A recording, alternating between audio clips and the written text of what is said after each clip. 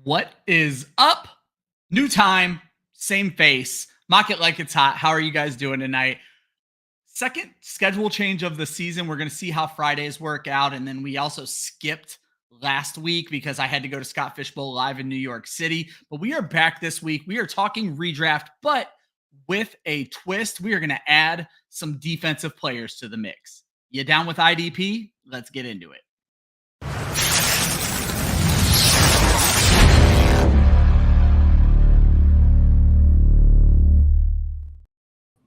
What is up? Welcome to Mock It Like It's Hot, Club Fantasy's weekly mock draft show. I am your host, Ryan Weisse. No Austin Amendolia this week. He is enjoying time away, but I was able to rope in not one, but two Club Fantasy personalities. First, you see him on, 3 shows a week at this point? Joel Wirth, how are you doing, buddy? I'm good. Thanks for having me. Always fun to chop it up and get the IDP chops going. So, yeah, Joel when Joel offered to jump in and take over for Austin, the very first thing out of his typing fingers was, I'm no IDP expert, but we can have fun with the show. And that's for damn sure. So. But when I knew I wanted to do an IDP show this season, after editing her article for, I think, almost 2 years now, certainly a year, I knew who I wanted to have as the guest, and she so graciously accepted. Queen Roxanne, welcome. Hello. How are you guys? Fantastic. Now, Roxanne, I know you work obviously with Club Fantasy, but I think you do a little bit more in the space. Do you want to go ahead and let people know where they can find your work and everything you do?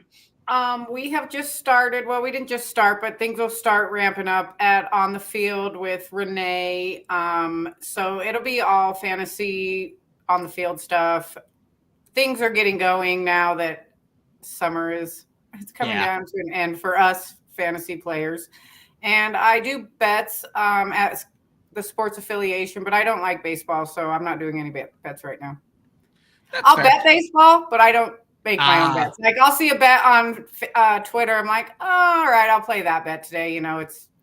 But that's funny. That's exactly how I do. But then I'm an idiot, and I'll start to win a few bets here and there, and I'm like, I bet I could do this, and then I lose all the winnings that I got back out there. You have to take your winnings out when you win. You have to keep your bank and take your winnings out. In the last year, I've been really, really diligent about that. And if I win, say $400, I'll keep $200 in and take my $200 out, and I'll just keep my bank building and still take money out and get myself things, or like pay an extra credit card payment, whatever, but you got to take your money out when you win it, because they will take it back. I say, come for a mock draft, get sound, responsible gambling advice. That's what we do here at Club Fantasy. Guys, let's get the draft up on the board. There are a bunch of disclaimers before I start the draft. Oh my goodness, we got to 9, and I'm just going to grab the 1 spot right now, and I'm going to start the draft for us. So I will quickly jump in here and make the first pick before I start explaining things. You better make it quick. I say, and the first thing I'm going to explain is that this is not super flex for anybody who is playing right now. The ADP for Sleeper is broken. Every single year, I bitch about Sleeper ADP with IDP. Now, this year, I have to say they did a much better job of – I just realized I'm not on the right – this is the one I wanted. We need to be smaller.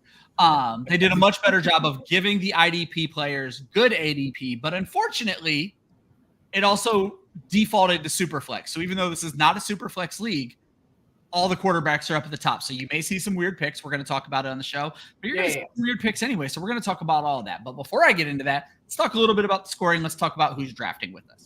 So the scoring, much like when you call a league tight end premium, is weird when you do these mock drafts because they don't break down the scoring. Joel and I kind of glanced at the ADP before it started, and it seems like the guys who get a lot of QB sacks are very high up in the ADP. So treat this as if it is a sack-heavy scoring. So IDP 1, 2, 3-ish, but with a heavy favor towards sack. Foya Luakon is like the 4th guy. We're going to talk a lot more about IDP in just a moment. I do like to mention the drafters. We had a little trouble filling the draft tonight. First time on a Friday. I'm going to hope this isn't a jinx. I have myself now picking from the 1 spot. If you follow the show, you know that's not something I do very often.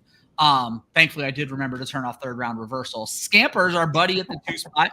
Astrodabber. In fact, when I look at this draft, this is all friends of the show, thank each and every one of you. Scampers, Ashford Eber, Shia LaBeouf, Pickadelphia, Say What Again, Kravit, who I just drafted with from Scott Fishbowl, Joel Wirth picking from the 8 spot, Wilson at the 9 spot, who helped me fill some of these picks, and Roxanne is currently picking from the 10 spot. So what we are officially calling this is PPR, IDP, sack heavy, not super flex, regardless of the ADP. But I like to bring these things up because you get into some weirdness when you go to sites that are still very early on. And I'm glad to see they've made some improvement of IDP, but it's still not exactly perfect. And Roxanne, I wanted to kick to you just really quickly before we start talking about like the draft and everything. And you mentioned the 30-second clock gives you anxiety. That was something worth talking about because you wouldn't call yourself this, but I'll call you. You are a fantasy football expert, and even you don't like 30-second clock. Right. And so talk a little bit about that. It's not that I don't like it. I love the speed of drafts when they're quick. I do love it. It's hard. Every pick, you're like, oh, okay, they may, and all of a sudden it's your turn. And just like right now, I had 2 picks. I did not like any of the running backs there. So of course I'll take AJ Brown. And I'm going to take Laporta because I feel like I'm going to get the most points out of him. I don't like any of those first 3 running backs that went. I was very sad. And then Amon-Ra St. Brown went. He's been dropping down pretty late. You can get him usually 10, 11, or 12. He went early here. Yeah. To me.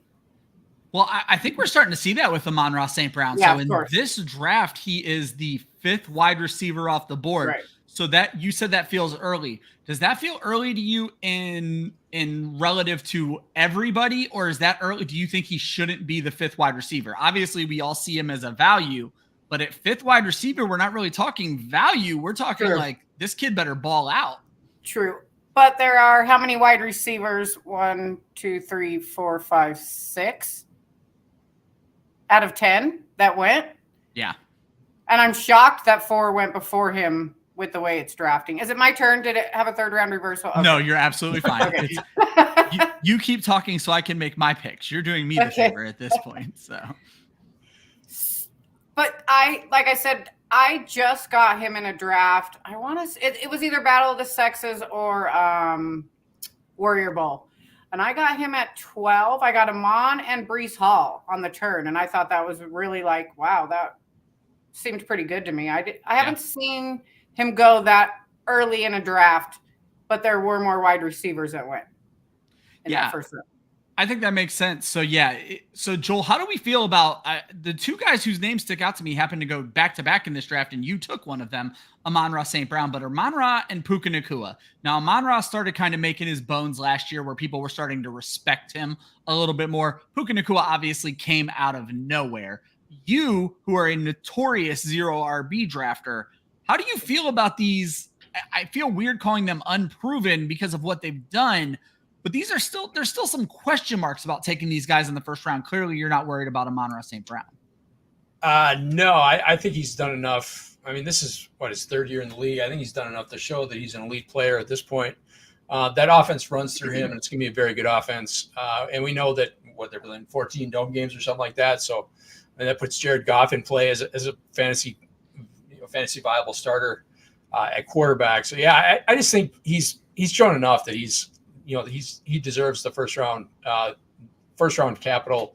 The floor is just so exceptionally high, and you can debate whether he has the ceiling of a Tyreek Hill or a CeeDee Lamb, but those guys are gone, so you can't have everything. Right.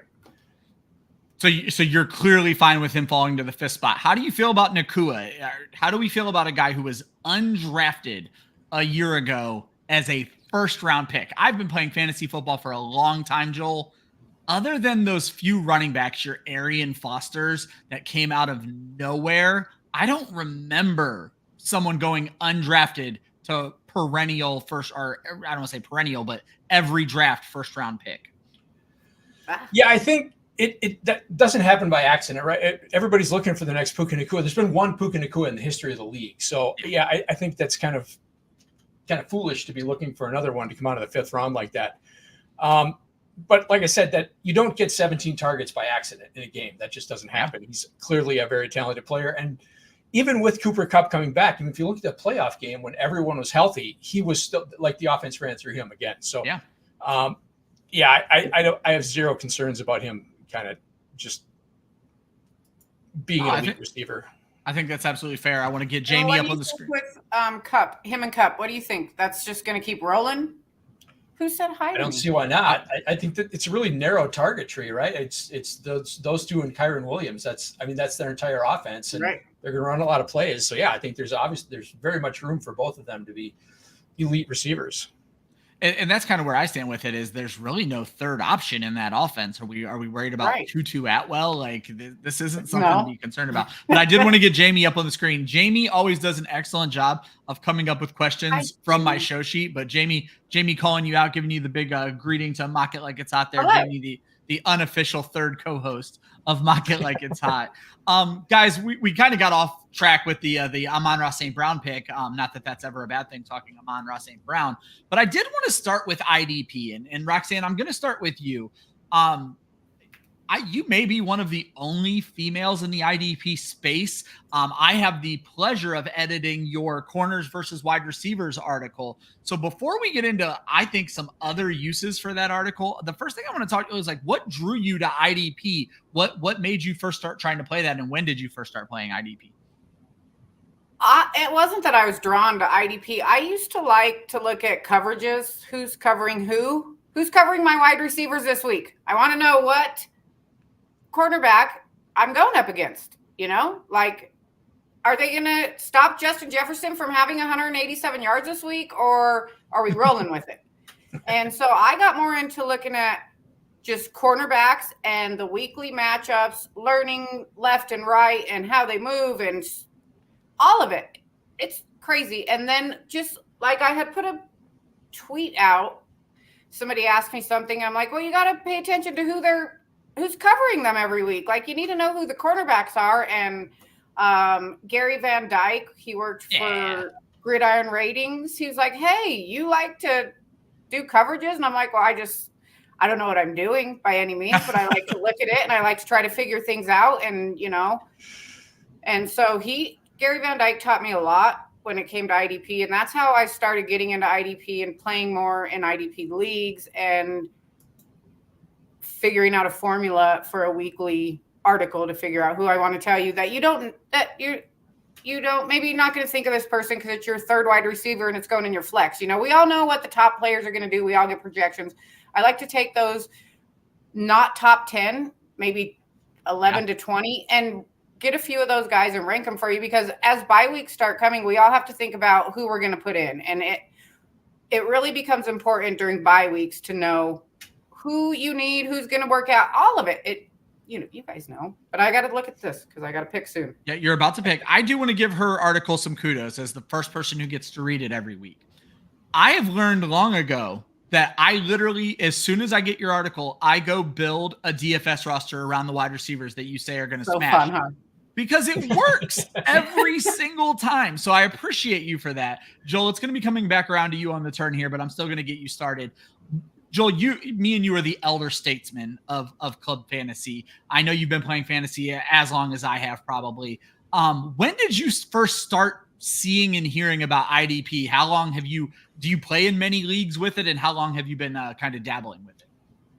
I'd say probably 4-ish years, something like that. This is the first time I'm going to be doing an all IDP league with the IDP Plus guys. So okay, kind of looking forward to that. Had a really, really deep draft, which was kind of it got really kind of scary at the end when you're going 35 picks deep in an all IDP team. Yeah, that's nuts. It's crazy. But yeah, I guess I probably heard about it. Probably 16, 17, something like that. Okay. And then, so you're still relatively new to it.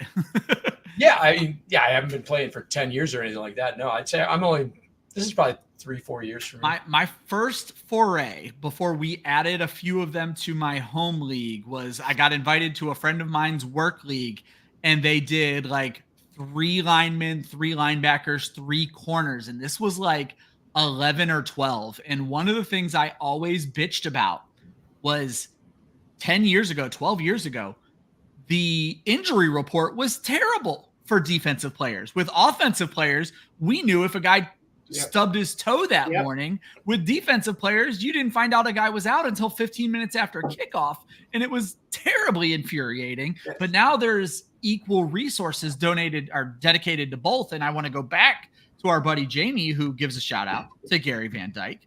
Also, just started writing IDP guys this year, or writing IDP this year for Fantasy Six Pack. So Jamie, do me a favor, drop your Twitter in the chat so we can put it out there for folks who are coming into IDP for the very first time. Yeah, congratulations. That's awesome.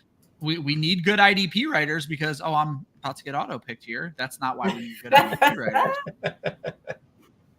I'm gonna have some fun with this because this just shook out really well for me. So anyway, just so you guys are aware of the IDP settings, I like to do this draft in order to have people dip their toes into IDP. And I think the best way to dip your toe into IDP, and it is not the way we did it in my league, is to do 1 D lineman, 1 linebacker, 1 corner, 1 flex. I think you dive right in with 4. 1 is boring, and it is what we did in my league, and it is essentially another kicker.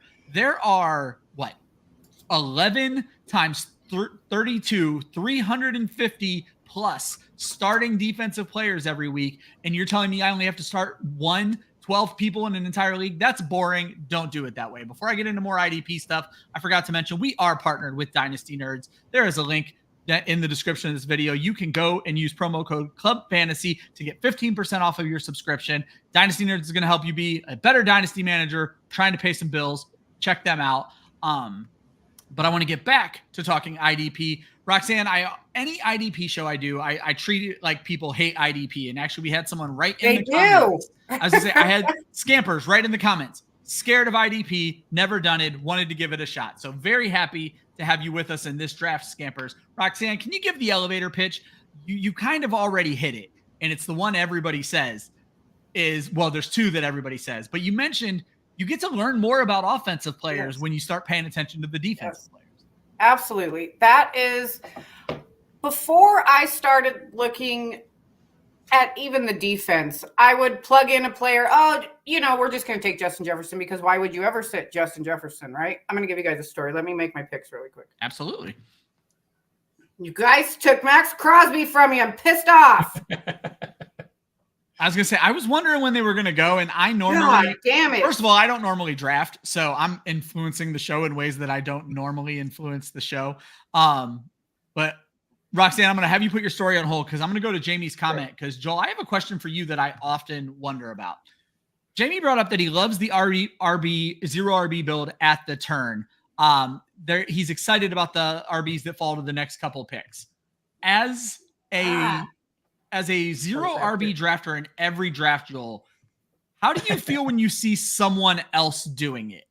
Does it make you wonder if you need to change your strategy, especially someone who is 2 picks away from you, having the rough, similar strategy to you? How does that make you feel, Joel?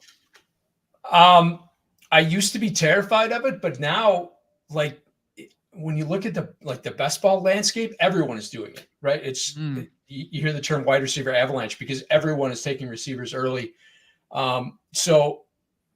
Which kind of it almost makes it easier because it's pushing all the running backs that I want are getting pushed even farther down. So it's kind of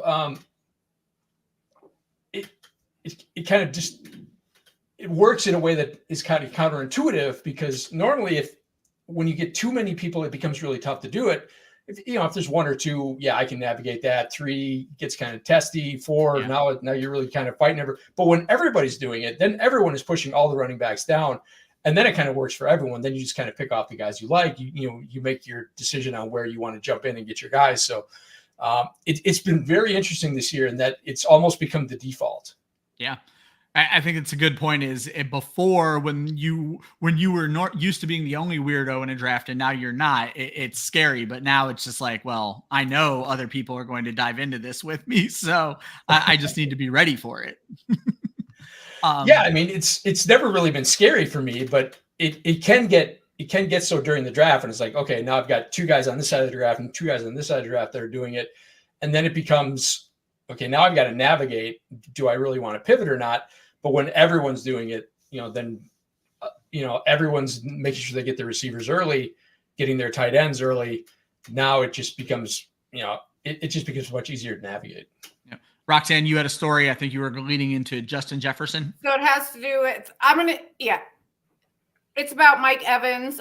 It was 2 seasons ago when it was Amon-Ra St. Brown's first year. Okay. And I sat Mike Evans and I put Amon-Ra St. Brown in and I kicked the person's ass that I was playing. And I get a text the next morning from somebody in the league. He was like, "Why'd you sit Mike Evans and play Amon-Ra St. Brown?" And I'm like, well, because Mike Evans was playing Lattimore and we know how that goes. Yeah. And so I listed off. We know they're getting ejected. Quick, and he's like, "I think you just made a league-winning decision." And I'm like, "I know." I said, "You got to study." And he's like, "I do." I'm like, "No, you don't, because you wouldn't have texted me that if you'd have studied. You would have absolutely sat Mike Evans that week playing Marshawn Lattimore. You play Mike Evans any other week, I don't care. You put him in your lineup. If he's playing the Saints, Mike Evans is sitting. It's the way it is." And I love Mike Evans was a big feature on your article this season. And then when they God. do, you're fine. Yep. But then when they do play the Saints, you're just as quick to be like, this might not be the time. Joel, as you've been more and more in fantasy football, do you find, like with Roxanne saying, we've obviously always paid attention to the full team that the other guy is playing, but like, this might be a weird one, but like, if you have a quarterback going up against TJ Watt and he's been on a tear, do you ever like hesitate a little bit because if the quarterback gets sacked 5 times, he's more likely to get hurt? Do you ever take it to that level with other positions other than just wide receivers and corners, Joel? I guess not to that extent. I would be, I'd be concerned about like an offensive line more than I would be about a specific player. Because you can always shift your scheme to account for a specific player, but you can't necessarily get your receivers schemed open all the time. If Sauce Gardner is going to shadow your main guy, then you're just in trouble. It's just going to be a bad week. So not necessarily, but yeah, I definitely pay attention to the coverages like Roxanne does. Well, yeah, and I don't have to pay attention because Roxanne does it for me. Guys, this is the only recap I'm going to do. So let's talk about the first 3 rounds, and there's a big reason I wanted to recap this draft specifically for folks like Scampers who are nervous about IDP. When you look at the first 5 rounds of this draft, it's only a 10-teamer, but the first 50 picks of this draft, technically the first 59 picks of this draft, you didn't have to worry about IDP at all. So Christian McCaffrey, Tyreek Hill, CeeDee Lamb, Jamar Chase, Breece Hall, Justin Jefferson, Bijan Robinson, Amon-Ra St. Brown, Puka Nacua, and A.J. Brown round out the first round. Roxanne grabbed A.J. Brown and then backed him up with Sam Laporta, as she pointed out. Garrett Wilson, Marvin Harrison, Jahmyr Gibbs, Saquon Barkley. Of course, this is happening while I'm about to pick. So I said Saquon Barkley. Let me make these 2 picks real quick. This is why we have a queue, people. Saquon Barkley, Jonathan Taylor, Kyron Williams, Travis Etienne, Travis Kelce, and me rounding out with Derrick Henry and Josh Jacobs, taking us into the 3rd round. Isaiah Pacheco, Josh Allen, Devon Achane, Joe Mixon, Chris Olave, Drake London, Brandon Ayuk, Rashad White, Jalen Waddle. And so, Roxanne, the first question I always ask when we look at these first 3 rounds, any picks stand out to you that don't belong? So is there anybody who went in these first 3 rounds where you just look and say, I shouldn't have taken Laporta. I should have taken Barkley. Oh, damn me. Now, I wouldn't go as far as to say he doesn't belong. You might hate the pick, but I wouldn't go as far as saying Laporta doesn't belong there. It was a reach. Okay. But I have taken Barkley and I have taken Isaiah Pacheco. I have taken them way too early too, because I totally believe in both of them. Like, I think Isaiah Pacheco could be the number 1 running back, but don't tell anybody I said that. It's my turn. It is your turn. And that's a big statement, Joel. Same question. Looking at these first 3 rounds, anything standing out to you? Tate. It's tough because I guess the one thing that stands out right now is Josh Allen going that early when quarterbacks have just tumbled down the board. I mean, you don't see Hurts going until the 6th round, and there's still a ton of good QBs on the board. So, I mean, that's probably a place where he would normally go. But the way this draft is shaking out, obviously you would probably kind of want to wait because there's so many good options, and really nobody went for basically 2 more rounds after that pick. So. Yeah, that's something I always would love to be able to ask drafters in a draft like this is, would you have taken Allen seeing that Jalen Hurts went at the 6-6? Literally, Allen went at 3-3, Hurts went at 6-6. That's crazy. Now, Mahomes went at 5-10, but it's still just nuts to me to see that big of a gap. And it's also something I'm really interested to see if it's going to change later on. The name I wanted to throw out to you guys, and neither one of you mentioned him. I do love that Roxanne fit in Isaiah Pacheco, who went at the 3-2 as a possible RB1 candidate. But Roxanne, do we think the hype is too high on Drake London right now? London has underperformed for 2 years, but he's had some quarterback problems. And I guess you can make the same argument about Garrett Wilson. But now they get presumably Aaron Rodgers and Kirk Cousins. But London's the one I want to pick on this draft, not Garrett Wilson, though. Where did Wilson go? Where am I missing him? Oh, 2-2. So 2-2 and 3-7. Wow. But Drake London specifically, how do we feel about this launch? Because people seem to ready to anoint him a top 10 wide receiver just because Kirk Cousins is in town. How do you feel about that, Roxanne? I think Kirk Cousins has to stay healthy for you to even consider this to change, right? Because you go off the past for the future, and he hasn't been what we thought he would. Yeah. I don't know if Kirk Cousins can stay healthy enough to make him as good as people want him to be. I haven't touched him. I ain't touching him. Ain't doing it. Yeah, I think that's fair. I just feel like it's early, Joel. And honestly, as I was asking the question, the Garrett Wilson connection just kind of clicked for me. I was bitching about Garrett Wilson a little bit earlier today on a Football Guys forum that he's never finished better than the wide receiver 21, but he's also had Zach Wilson at his quarterback. And I bet Drake London is probably the same situation. Again, I'm coming back to you because you're in a position where you would be drafting these guys. Wilson won a pick before you. I'd love to know, would you have taken Wilson ahead of Marvin Harrison if they had both fallen to you there? Yeah, pretty easily. I like Harrison a lot, but you've got the kind of unknown with the rookie receiver. Garrett Wilson, like you said, is like he produced borderline elite numbers with Zach Wilson. So even though I'm kind of down on whatever Aaron Rodgers is going to provide, it can't be worse than Zach Wilson and Tim Boyle and whatever the Jets were throwing out there last year. So even, they brought in Tyrod. They bring Tyrod Taylor to back him up. Yes. So at least you've got a competent backup there now. So yeah, I think it's a good argument, the Drake London versus Garrett Wilson, just two guys you brought up. But I'm very high on both of them. And I love when we have this going on. Let me give a quick reminder to everybody who may be watching the show for the very first time. The draft goes on in the background. It's great eye candy. We will spend a lot of time talking. I let these guys break down their picks, and I guess I'll be breaking down my own picks today. But we're kind of just going to have it going on in the background. I will scroll here in just a few minutes. I have one last question I wanted to get in before we scrolled. Actually, no, I don't, because we can scroll for my next question. But I also love what we have going on in the chat right now, and that is our drafters answering my questions. So we have the London drafter, Lene, here with us, and they brought up, like Jamie said, compared to who's going after him, you're chasing the upside. And I think that's something very important to consider. Is it's easy to sit and say, Drake London's going too early, but then when you look who's after him, do you really want them more than Drake London? And Astro comes in hot and says, yes, even knowing where everybody else went, no regrets on taking Josh Allen.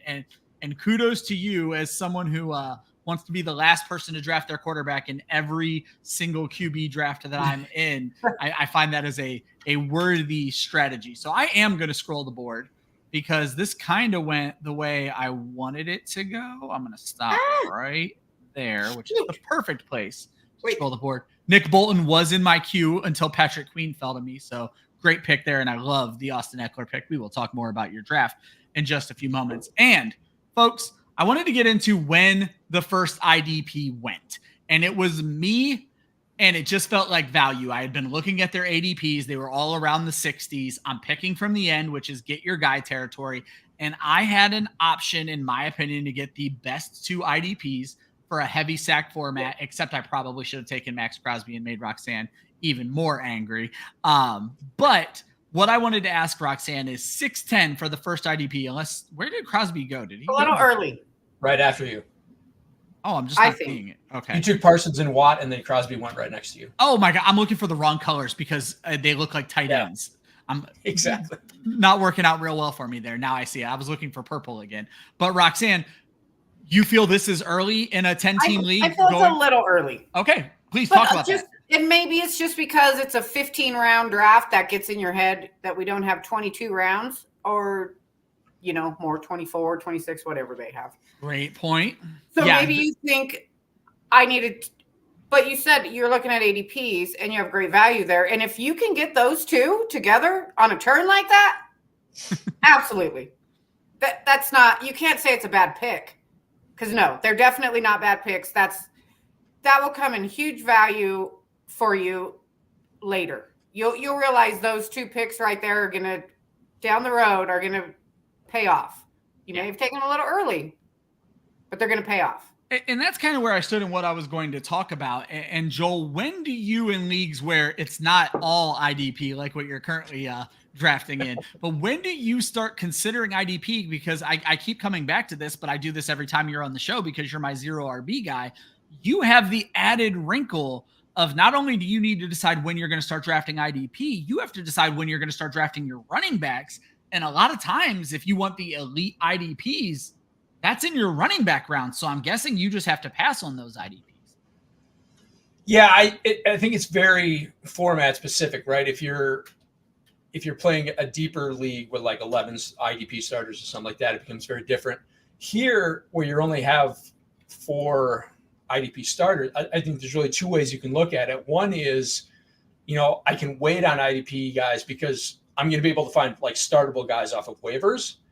The second is because, the replacement level is so high, you really want to have the elite guys, the best of the best, because you need to be able to differentiate yourself, because basically everyone else can find starters off of waivers. So yeah, I think it just depends on how you want to attack it and what your other needs on your roster are. And he just went in the draft. He's actually covered up by everybody's names. I can scroll up a little bit here. But Roxanne, we have a question specifically from you, from our budding IDP writer. Jamie wants to know if you're a Josh Metellus truther as the DB cheat code. He's seeing people reach on Bynum. I didn't have to reach. Bynum fell to me, so it worked out really, really well. But he's saying you could get the better value of Metellus. How do you feel about Josh Metellus? And I think if somebody reaches or takes, I'm sorry, Cam Bynum and Josh Metellus. Yeah. I had to pick Bynum. If somebody takes Bynum and you can get Metellus where you got him, huge cheat code, right? Because you've made all those other picks with somebody that's definitely going to get the same or more points 5 or 6 rounds later.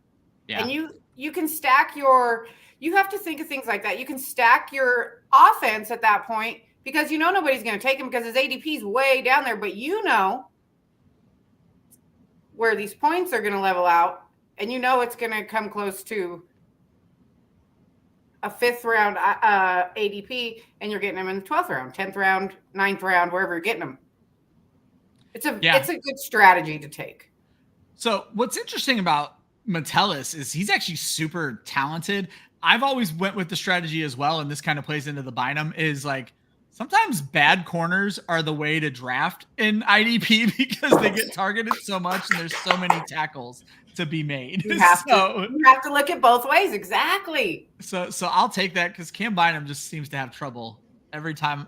Most Cam Bynum highlights I see. Now, Joel, your wife, a Vikings fan, how do you feel about these guys? Yeah, I agree with you. It's kind of a corollary of the great corners are terrible IDP players. Yeah.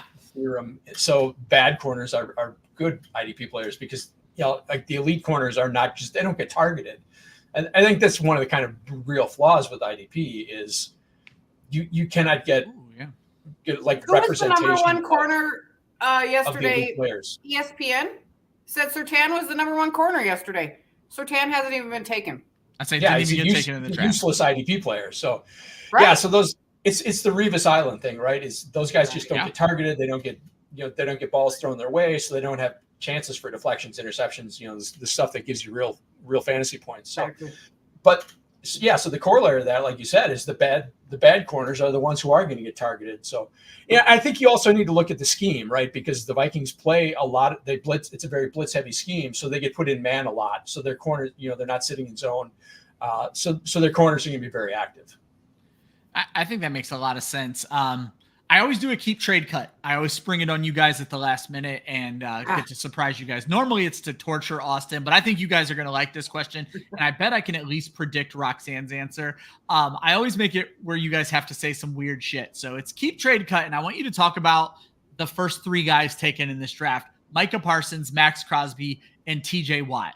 When you are building, and let's call it a sack heavy format, because all these guys kind of play the same way, how would you break those guys down, Roxanne? Which one do you definitely want on your team? Which one are you trading for value? And which one are you willing to cut? I love making you guys say you would cut one of the best players in the league.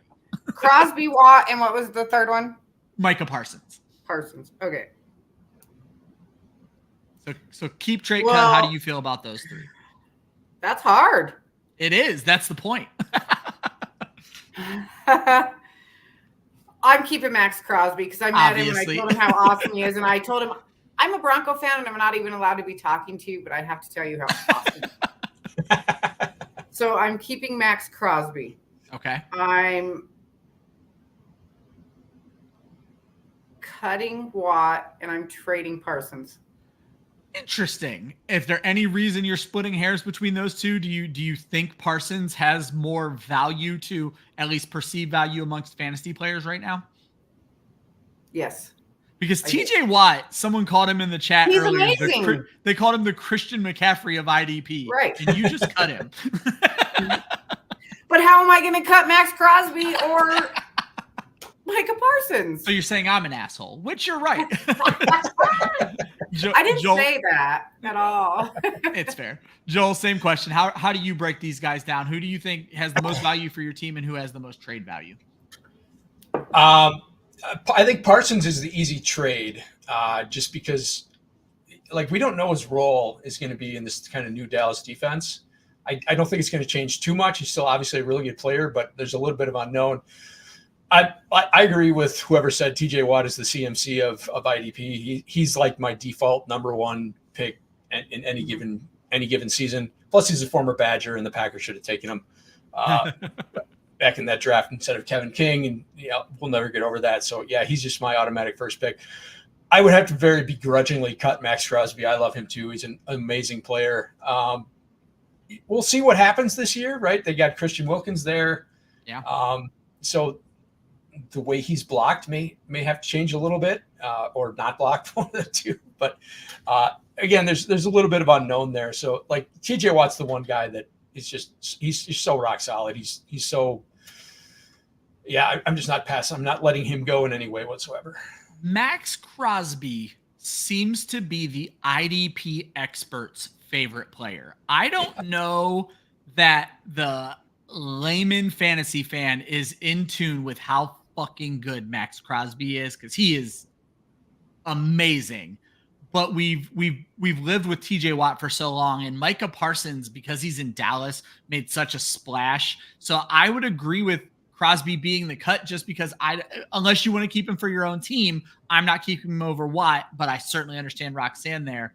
I want to get this wonderful comment from Zion up on the screen, because you said with corner, it all depends on scoring. And I'm actually going to stop you there. In IDP, it all depends on scoring. Yes. There are leagues that are so tackle focused that TJ Watt borderlines on a mid-round average player. Our good friend Joe Zolo, his one IDP league, TJ Watt is not a very valuable player because they've never adapted to making sacks super valuable. So just like my advice every time we do a show of Mock It Like It's Hot, know your scoring because it's going to matter. But you brought up another very interesting point.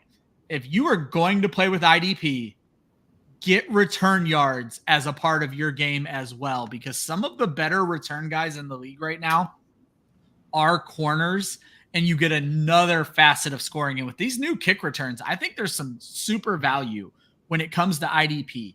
And when you speak of the scoring, that actually led me to my next question, Roxanne. You have these elite sack guys.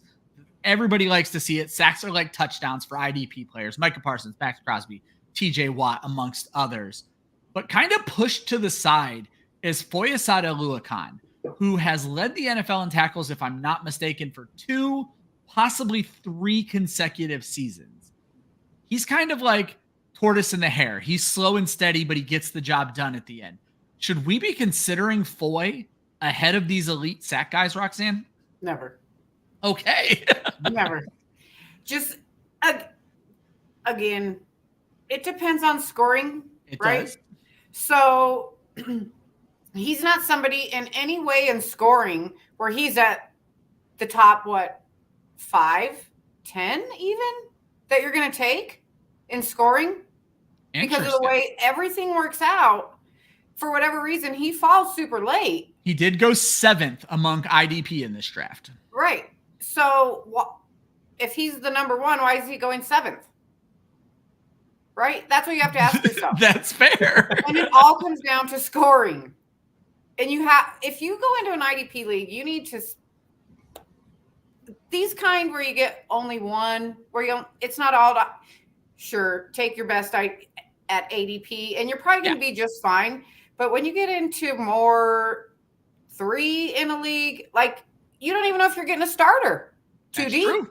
Yeah, if you're running 3-3-3, and what I mean by that is 3 linemen, 3 linebackers, 3 corners, you literally could be looking for backup defensive linemen that you're hoping are going to end up with high sack. And good luck.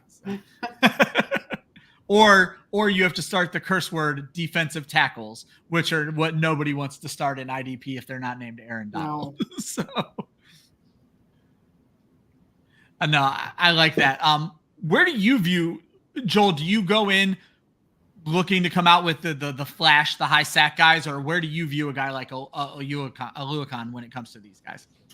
Yeah, like you guys said, it all comes down to scoring, and it also comes down to the number of IDP guys you have. Because, like, I was in a league that played it was 1-3-1 and a flex, where there was 1 defensive lineman, 3 linebackers, 1 DB, and then a flex. Linebackers were all that mattered, like, literally, because you could have elite, like, defensive linemen on the waiver wires, and you'd have a bunch of guys on your roster that you pick up because they're so good in normal IDP. And this is where I struggled the first couple of years in the league, because I'm like, these guys are great. I'm just putting them on my league, and I can only start 1 of them. So I've got like 5 guys on my bench who are awesome. So in a league like that, Oluokun is like, he's God, because he's just going to lead the league in tackles every year. Yeah. And it becomes really important to have like a bunch of linebackers. So it's all format and scoring dependent. Yeah. And so in my league, just to I said I don't love the way we did IDP, but it's my fault. I introduced it and now they won't change it. We have 1 IDP, and that's just so that they would maybe start to like it. They haven't. They begged me to get rid of it. I won't do it. But Oluokun in the linebacker versus sacks becomes interesting in this scoring, because high tackle guys are probably, the way I have the scoring set up, going to get you 10 to 15 points on any given week. But a high sack guy, if he finishes a game with 2 sacks, could get like 30 points. So, but if he doesn't get any sacks, he gets 2. So do you want the slow and steady, or do you want the big swing? And I'll find myself sometimes waiting till Monday night to see what I need from an IDP, and then just picking up one of those Monday night guys, either the tackle guy or the sack guy, to see if it's going to be what brings me home. Guys, this is exactly what I was hoping for out of the show. I want to give you guys a chance to break down your drafts. Roxanne, I'm going to let you get us started. You picked from the 10 spot. You started off with A.J. Brown. I always tell folks you don't have to talk about every player you took, but you get to talk about whoever you want to. So take a look at your team. Tell us what you were thinking. Did you have a strategy? Were you forced to change that strategy? My strategy was draft quick, because these 30-second clocks. Those 30-second clocks are too rough on you. And not stress me out in a bad way. I really do appreciate the quickness and the thinking, but it's hard to when a draft is like that, you're taking a lot of ADP, right? You're like, oh God, who's better right now? Who do I need to take? What, right? It's hard to look at 3 teams away and see what they're doing and try and figure things out. And so AJ Brown, I think is a good pick. I have taken him. This is probably my 3rd or 4th year where I have no problem taking AJ Brown. He's good. I took Laporta. I say you had already mentioned if you had that pick to do over. Actually, I want to challenge you about something there. You said if you had that pick to do over, you would go Barkley. You don't have an issue going 2 Philadelphia Eagles to start your draft? No. Interesting. Not those 2. Someone posed a question on Twitter today. If you had to build a fantasy team from one NFL team, who would it be? And our good buddy Gator J said the Eagles. So. Right. And those 2 players, right? Like, it's not hard to know that Saquon's going to succeed there. Another one that could be top 5 running back this year, top 3 running back this year. In that scheme, with what's going on there, the way everything's changed, they don't have the tush-push king anymore to help them through. They may need somebody else to get that touchdown in there. I think it could happen.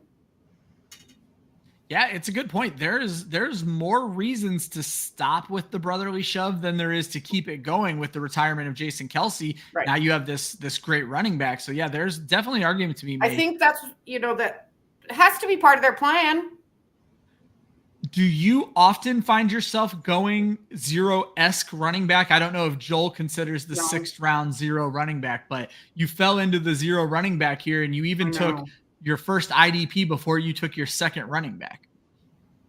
Joel took his first IDP before he took his first running back because he's a psychopath. We're going to talk about that. I've been really lucky with running backs, even late in drafts, the way it has been falling.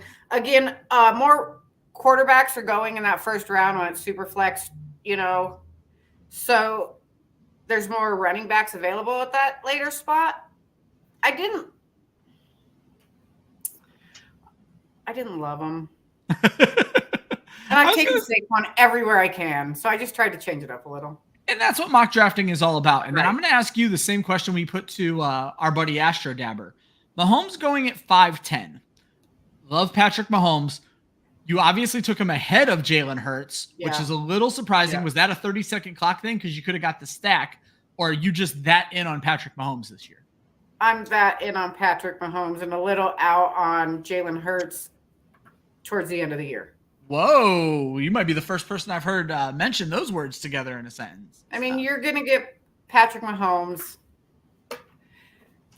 They're just out there having fun, making the best of it, and being amazing at it. It seems much easier for the Chiefs than it does right now for the Eagles. So I'd rather just take Mahomes there. And if you buy into maybe less tush push, I mean, I'm not saying that Jalen Hurts is a bad pick by any stretch, but if you like Barkley, maybe you do like Hurts a little bit less. So I love it. Joel, it's been a while since I've had you on the show. It's been a while since we've talked 0 running back. The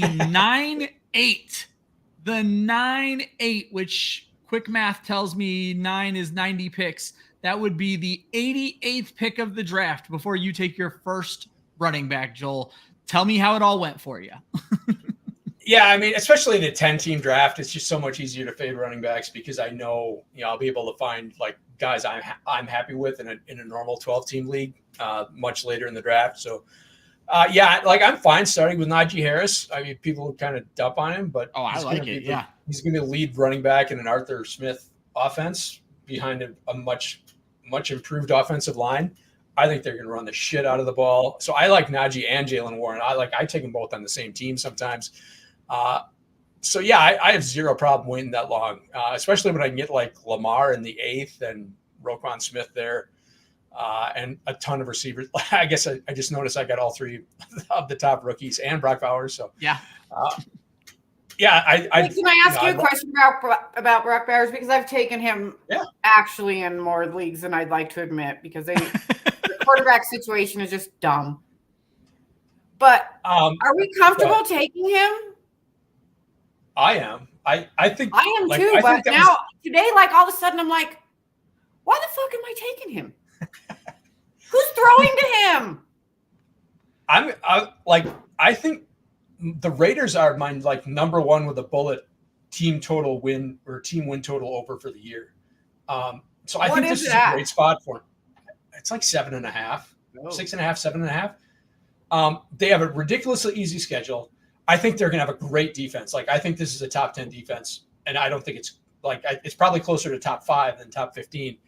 I think they're going to have a really good defense. They're going to run the shit out of the ball. They're going to be really conservative with their offense. I think Bowers fits perfectly in what Antonio Pierce wants to do.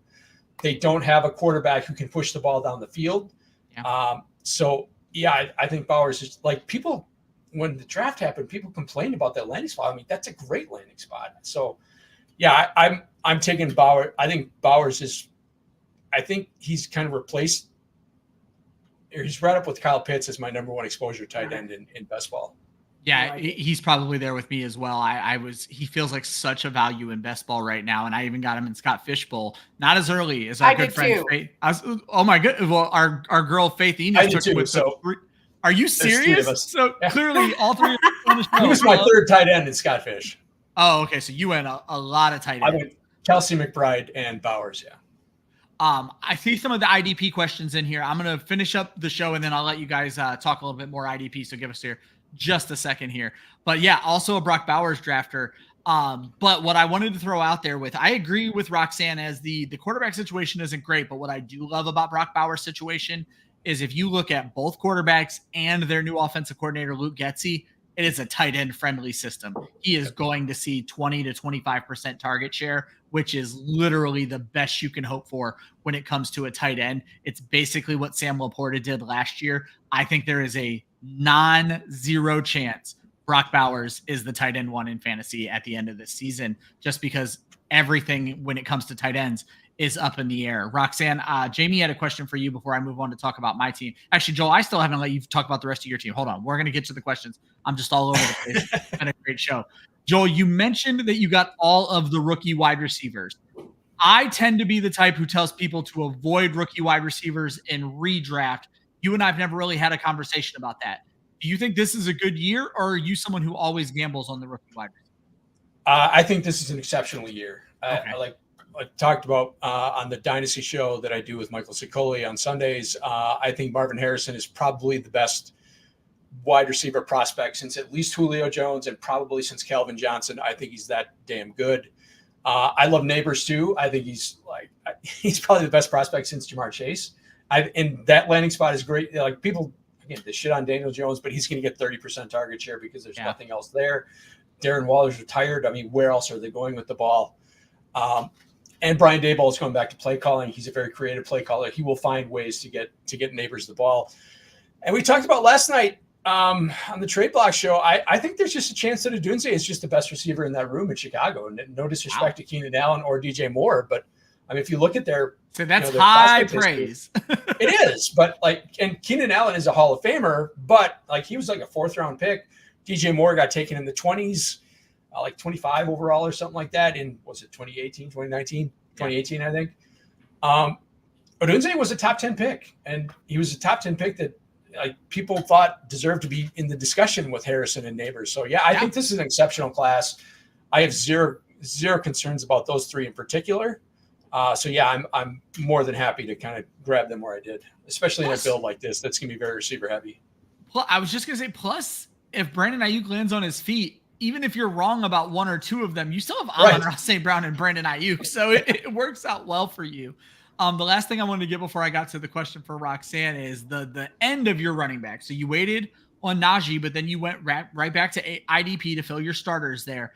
Javonte Williams is someone who the fantasy world is starting to become more and more torn on. It seems like the training camp reports have not been very kind to Javonte. They've been very Jaleel McLaughlin heavily. Do you believe that Williams is still the lead guy there in Denver? Are you asking me? No, still asking Joel. I have another question for you, Roxanne, about someone you drafted. Roxanne's probably the expert because she's there, but I think just McLaughlin's so small. He's just a gadget guy. I can't imagine he ever becomes a lead back. We've already had reports that Estime's missed the entire preseason process. So like he's giving me legit Kendre Miller from 2023 vibes that he just may never get involved. So I think Williams is probably the number one guy by default. And when you look at the history of the Lombardi, Peyton offenses, those number one running backs just get a shit ton of targets. They're so involved in the passing game, and Jamonte's shown he can be a good pass catcher. You remember that Monday night game against the Seahawks a couple years ago where he had 14 targets or something like that. 14 targets, 12 catches, and then got hurt. Yeah, exactly. So yeah, I mean he can handle that role. So I just think if he is the guy there, the upside is kind of immense. And Roxanne, being in the area, how do you feel about that? Do you think the reports are coming out are very weird. Like there are people that are saying he could be the third back, right? Like exactly. They've been so strange. I'm like, the third. Who's he losing out to? Who are the two he's losing out to then? Because okay, like he said, Jaleel. He's not losing out to Jaleel. So we have Samaje Perine and Audric Estime. Like the third. Yeah. I don't understand and again, like he said, I get a lot of the local and I listen to a lot of local sports radio, and it's been very confusing. Even probably the last, I want to say 2 weeks. What? He's the third? Yeah, that's crazy. I'm hearing Piron's getting this. I said I'm hearing Piron's likely to get cut. In Sean Payton's offense, this is not hard to figure out what Sean Payton does, right? He runs the ball. I want to quickly just get this question from Twitch up because it is the most emphatic no ever, and I want to answer this person before they leave. Do not consider if someone offered you that trade, unfriend that person permanently. Yeah. Dalton Kincaid is worth so much more than that. Zach Ertz Zach Ertz shouldn't be on a roster right now. I like Austin Eckler. And our next question is about Austin Eckler. I like Austin Eckler. He does not belong in a conversation in Dynasty with Dalton Kincaid right now. So do not trade Dalton Kincaid for any of that. Right now, Dalton Kincaid probably deserves first-round draft consideration plus. Joel, you're my Dynasty guy. Would you say that's relatively fair in a tight end, in a league where we're always searching for the next big thing at tight end? I think I would want a 1 if I'm moving Dalton Kincaid.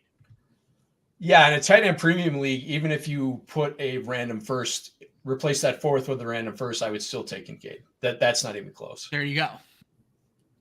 Wow. Just a little strange. And then back to what I was alluding to forever now. Jamie asks, did you take Austin Eckler over Brian Robinson? And I don't know where Robinson went in this draft because I don't look at every single pick. But I'm going to guess that. Yes, I did though. Yeah, you did. And they basically just want to know your thoughts. I'm actually big on Eckler this year. I think there's a huge underrating of what's going on with what we've seen from him in the past. And I know everybody doesn't necessarily love the offense, and I am blanking on their damn offensive coordinator, Kingsbury. Yeah. I know everybody doesn't necessarily love him, but that could be a fun offense for fantasy, Roxanne. I have always loved Eckler. I don't know. It's just. Hey, nothing wrong with that. I sat with Austin Eckler's family, his first NFL game in Mile High at Denver. So I just have this love for him. I love that Roxanne has the most personal connection to fantasy players. She's like, I met Max Crosby. I told him I wasn't allowed to like him. I sat with Austin Eckler's family. I love it.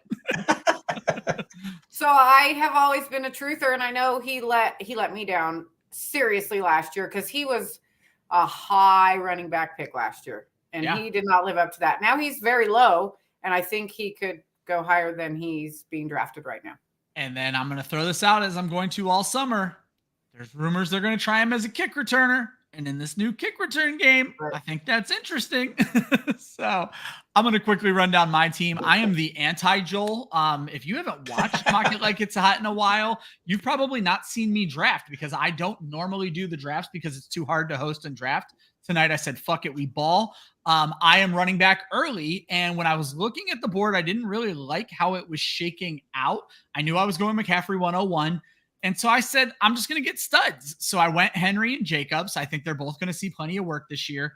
I think Deebo Samuel is terribly underrated. Again, he might return kicks, but more importantly, he might be the wide receiver 1 in San Francisco. And he was already like a top 15 wide receiver in fantasy last year. I don't see that falling apart. I like to get an elite tight end. Trey McBride fell right to me. We've already talked about the IDPs. At ADP, they made sense. I could get my favorite guys. And then I start loading up on wide receiver because there's just not a ton of running back talent. I said I'm the anti-Joel, but I was able to get essentially every team's wide receiver 1.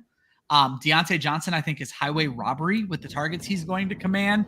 And then my favorite pick of the draft, if you followed us for any period of time, you do know this one. Dak Prescott at 14-10. I understand it's a 10-team league. My guy was the QB2 last year. Dallas is going to throw the ball more. I just dropped an article on Football Guys if you guys want to read why I love Dak Prescott. And I was able to get him as the last starting quarterback. And oh, no, Brock Purdy went after me. Did Astro Dever go after me? You bastard. Nope, he took Josh Allen. I win. Dak Prescott at the 14-10. So that was my thought process there with my picks. And I just want to thank my guests. Guys, this was an awesome show. Thank you so much for being a part of my very first Friday show. I want to get Jamie back up on the screen for a second. He brought up fast drafts are tough for anxiety. I agree, and I feel kind of bad now that you guys are like saying this. I do it because I'm trying to get this show done in an hour. You're not going to run into a lot of fast drafts, but like best ball, underdog, this will get you guys kind of ready for it. And then the last IDP question I wanted to make sure I got up on the screen. How do you guys feel about drafting players from the same defense? How do we feel about IDP stacking, Roxanne? I'm a huge fan of stacking offense or defense. You're going to need it. Even if you're not using that second person, if somebody gets hurt, you're going to want it. Yeah. Right? So if first person gets hurt on that team, you want the second person. You don't want somebody else getting them. Would you take, like, let's go back to the question, Bynum and Metellus in a league where you could start multiple DBs. Are you cool with throwing them both out there? No. Yeah. I would be. Yeah. And then, Joel, I'm going to ask you this question twofold. As a Packers fan, do you find yourself tending to lean towards Packers when you're looking at these guys later in the draft because you've kind of naturally studied them more? Yeah, that helps. But I think this year is kind of fascinating because you got the coordinator change. I think it's going to be a very different defense. So now you're kind of trying to figure out, before we knew that, they were terrible against the run. Their defensive linemen couldn't stop the run. So their linebackers were going to kind of pile up tackles. They made Blake Martinez into a thing, even though he's one of the worst, players who was a fantasy stud ever. But yeah, now we don't know how it's going to play out. So it's more interesting this year. But yeah, I mean, I know them kind of intimately because I've got my head so deep into Packers Twitter and Packers news. So yeah, I'm very familiar with the players and I watch every snap they play. So and then do you find yourself being like, I have to stop drafting these guys? But let's talk specifically IDP. Would you have an issue stacking Packers linebackers and DBs?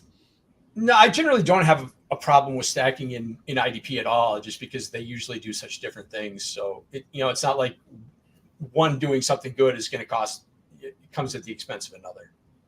And I was going to say, Zion is out here just loving every bit of our IDP coverage. I wish Club Fantasy did more IDP, but we do different mock drafts every week. I'll try to get IDP involved with you one more time, but Zion's loving what you're doing out here for the IDP community, Roxanne. So all good there. Again, Roxanne, thank you so much for joining Mock Like It's Hot tonight. Please let everybody know obviously you don't have a lot going on right now, but it's about to kick up for the summer. Where can they find your work? At Club Fantasy FFL. We do a weekly cornerback versus wide receiver report. Like Ryan said, he builds his DFS lineup. I do. I always joke my favorite part about you guys doing articles is I get to read them first. It's like I'm putting all my money on this. No, exactly. And I do the same thing. I appreciate that. On the field, fantasy football with Renee Perez. You should be able to find all her stuff. She's amazing. She's doing a lot in the fantasy football community. She just joined Club Fantasy actually with us. So she's done a little bit. She's done a few articles with us. Yes, the sports affiliation. You'll get my football bets. I will be on another sports betting show next week. I don't know when it will air, but we'll be getting some future NFL bets. And what is your Twitter so they can just follow you and see all of your stuff? At F Queen Roxanne. The F and Q are big. There you go. And Joel, you have stuff going on right now. Please let everybody know where they can see Joel Wirth talk more fantasy football. Yeah, the Dynasty here on Club Fantasy. The Trade Block Show with Hoove and Dusty is Thursday nights, and the Dynasty After Party every Sunday morning at 11 until the season starts, and then we'll figure it out. And also doing some work with the IDP Plus team, doing some best ball for them. And probably next week, you'll be seeing some additional IDP content with myself and the aforementioned Gary Van Dyke. There you go. Oh my goodness. That's awesome. Look, guys, Club Fantasy now has nine shows every week. We cover everything. We have redraft, dynasty, best ball, mock drafts. We even have a golf show, and then we have mock drafts to help you get better at all of those things. There is no reason for you not to subscribe. And if you're looking to get a little bit better at Dynasty outside of Club Fantasy, you can go to Dynasty Nerds and use promo code Club Fantasy to get 15% off of your order. All that stuff is in the description of this video, but it's also on the little ticker running right along the bottom of the screen. We will be back, I believe, tomorrow with the best ball show. Actually, probably not, because Austin's out of town. So the next time you're going to see us is going to be Dynasty After Party on Sunday. We'll have another mock draft coming your way Monday with Gator J and Chris. Always remember, defense wins championships, offense wins fantasy football, and practice makes perfect. We will see you at the next mock draft. Good luck.